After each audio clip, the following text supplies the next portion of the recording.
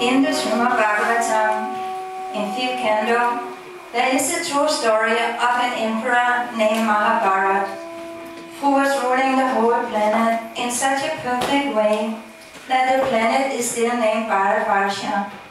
Bharath was a great devotee of Lord Sri Krishna, and when his son was grown up to take over, Bharath left all his wealth, power and family behind as insignificant, and left for the forest to dedicate his life to spiritual perfection. We are now inside of the palace.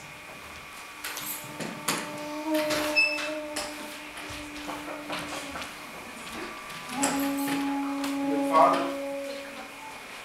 My dear son, I am now an old man. It is now time for me to leave everything behind, go to the forest, and dedicate my life to the Supreme Personality of God. But dear Father, please do not leave us. My son, I order you, take up the responsibility of ruling the kingdom. Always follow the Dharma. Worship the Supreme Personality of Godhead, and take care of the citizens as if they were your own children. Mommy, my husband! My dear wife, as ordained in the scriptures, the wife gets half the spiritual credits of her husband.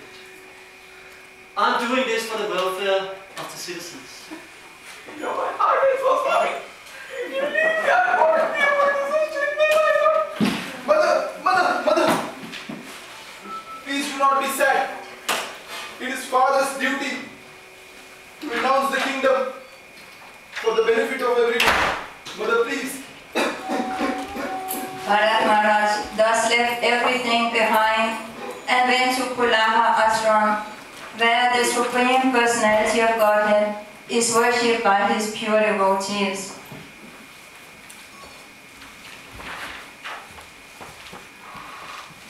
In the Gandaki River, which is the best of all rivers, there are many Shaladram-shilas.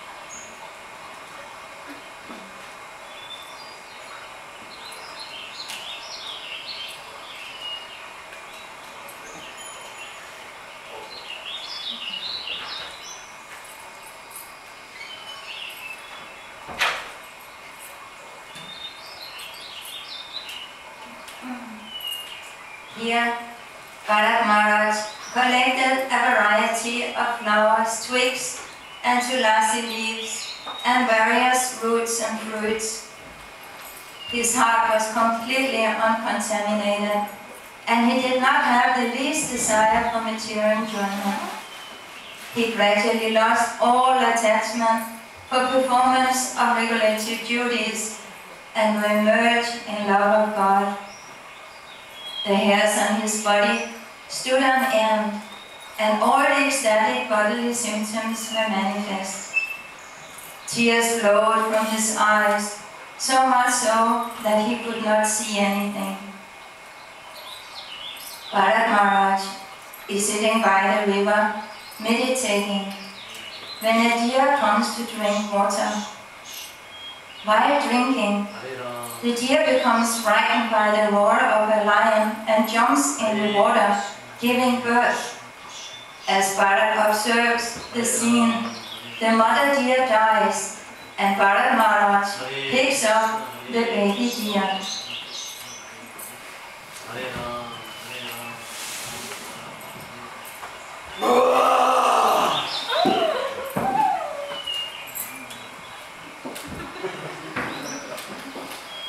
Alas, this helpless young deer, by the force of time, an agent of the Lord, has now lost its mother and has taken shelter of me as its only relative. Therefore, even though in the renounced order of life, I should not neglect him. A person who has taken shelter of you should never be neglected.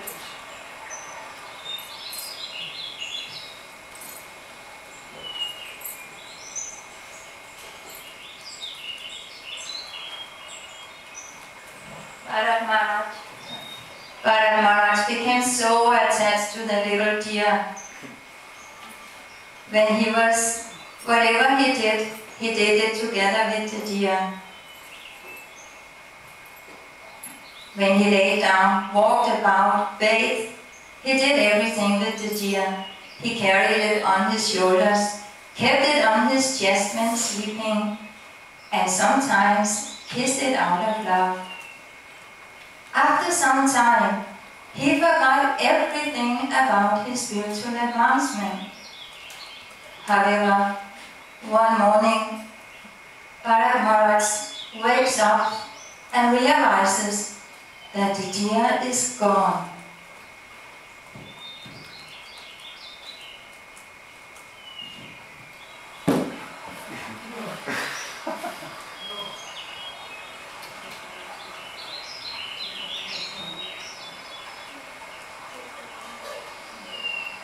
That little deer was exactly like a prince. When will he return? Seeing me feigning meditation with closed eyes,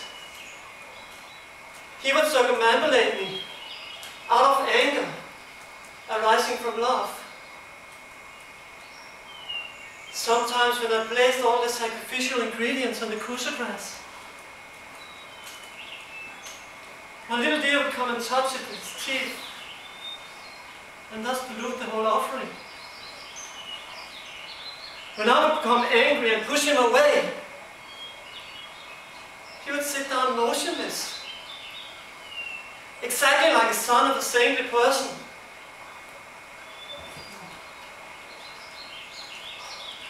Oh, most unfortunate Bharath, what is the use of your austerities and penances compared to the austerities and penances performed by this most fortunate earth planet? You see the beautiful footprints of my little deer. It's imprinted on the surface of this most fortunate earth. They are soft, delicate, and most auspicious. I must find him. I must find him. Bharath Maharaj becomes mad out of attachment for the deer. He goes looking and looking everywhere, and suddenly he falls from a cliff.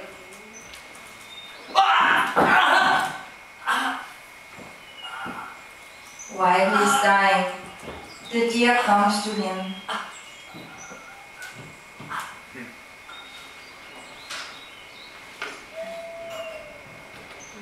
Bharath Maharaj gave up his sons, wife, palace and wealth to advance in spiritual life.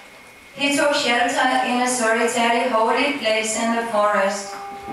He became self-controlled and self-realized and engaged constantly in devotional service, hearing, thinking, chanting, worshipping and remembering the Lord.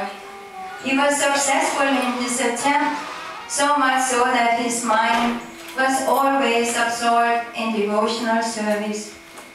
Still, he became attached to a deer and in his next life, he became a deer, as Bhagavad Gita 8:6 says, Yam yam vapit smarapaham Chatitiyanti kalivaram tam tam ivaiti kauntiya sarasatbhava bhavitaha. Whatever state of being one remembers when he quits his body, O son of Kunti, that state he will attain without fail.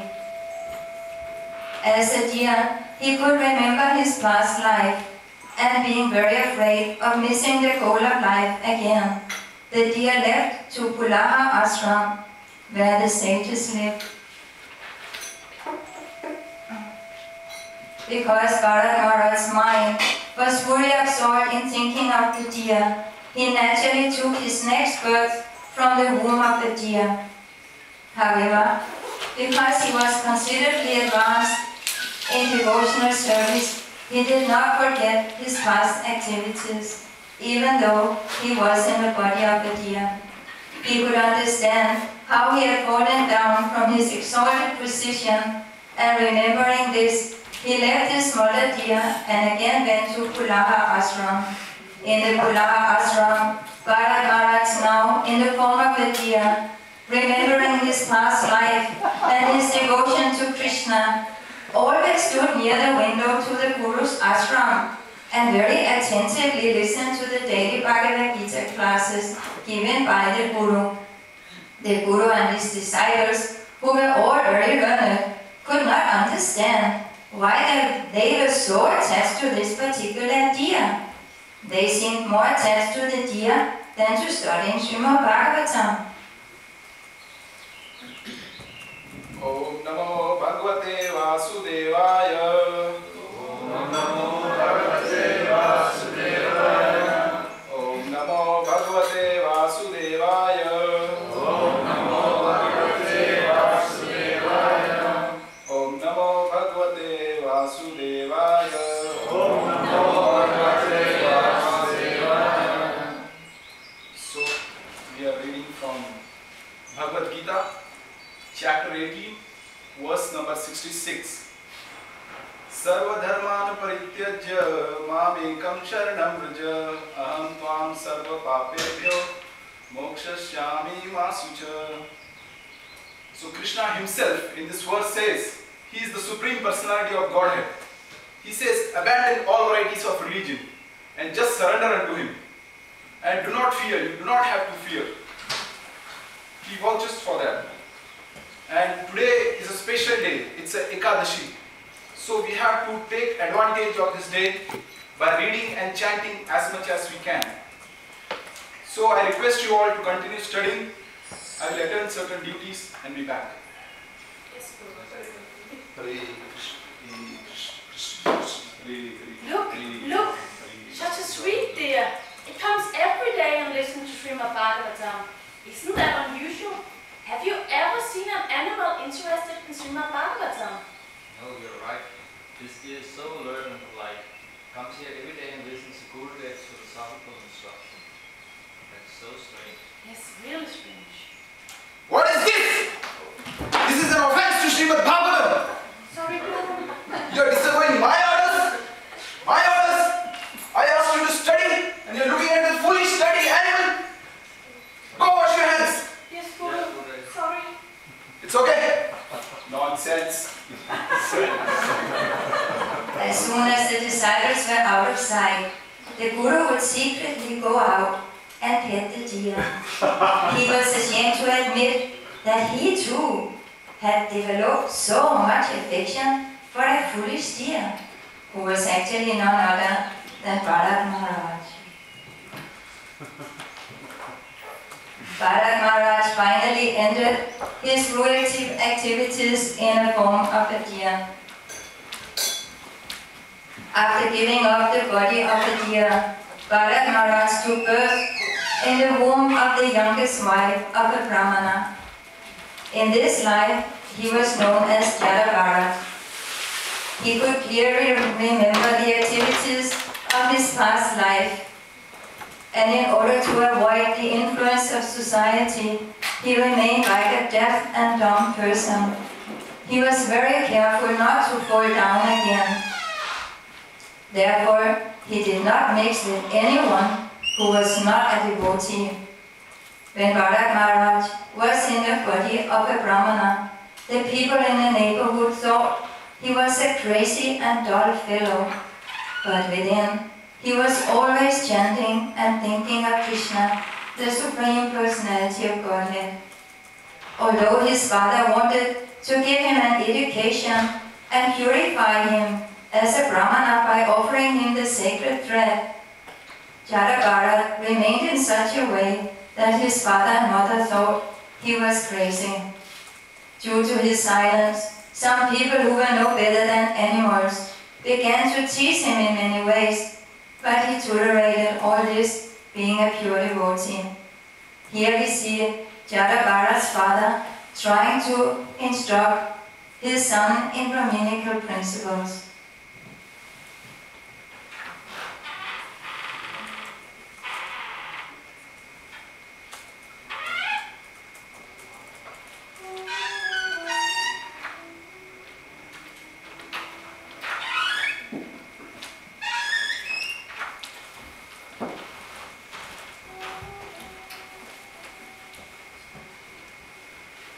Bharath, I have told you several times, you have to wash your hands and feet after you return from toilet, not before. My dear son, please understand, I am an old man. I have been also trying to teach you Gayatri Mantra since month. Why don't you understand such a simple instruction? Bharath, I am speaking to you. See at your clothes. What is this? I just bought you a new clothes the other day. Dear son, please understand. This world is full of uncertainties and danger. You have to live. You have to learn to live on your own. Who will teach you once I die? Bharath, I love you. Please understand. In due course of time, Jada's beloved father died, and Jada was left at the mercy of his wicked stepbrothers. His stepbrothers treated him no better than an animal. They did not give him proper clothing, shelter, and food to eat. He did not protest their mistreatment, since he was a pure devotee inside. If they wanted him to do something, he acted according to their desires. He didn't care for winter or summer, wind or rain, and he never covered his body at any time. He laid on the ground and wore only the sacred thread, which was blackish. We are now in the scene with the wicked stepbrothers.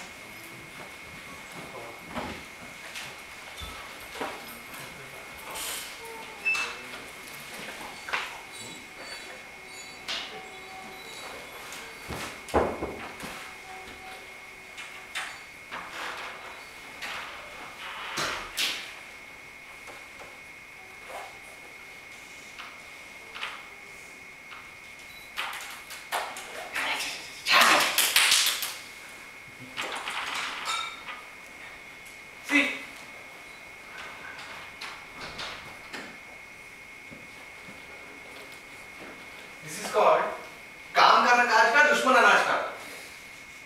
You know the meaning of that in English? He's of no good, you know. He's of no good. Only enemy of food. Look at him. He's sleeping as if he's the king of the world. I should wake him up now. Yeah, brother. Wake up, wake up.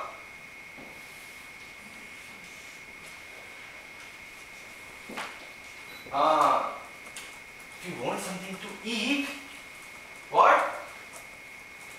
Eat. If you want something to eat, you better go and work in the field. Where are you going? Maybe your father was sentimental and wanted, but you don't need a plant. Look at him. Look at him. Does it look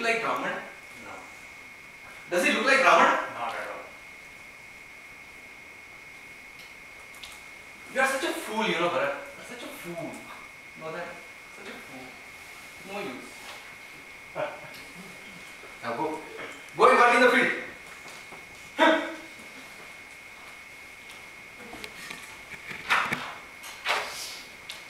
Here is your food, brother. There's only some rice left, and I'm afraid it is burnt. But you don't care, do you? Bharath gladly accepts the burnt rice as if it was nectar, being a pure devotee. However, one night when Bharath was guarding the cows in the fields, a few thieves, dacoits, who were searching after a proper sacrificial gift for goddess Kali Ma, came across Bharath, who was sitting in the field. The wicked dacoits became very jubilant on having found such a nice man animal, and forcibly took him to their leader with the intention of offering him to goddess Kali Ma.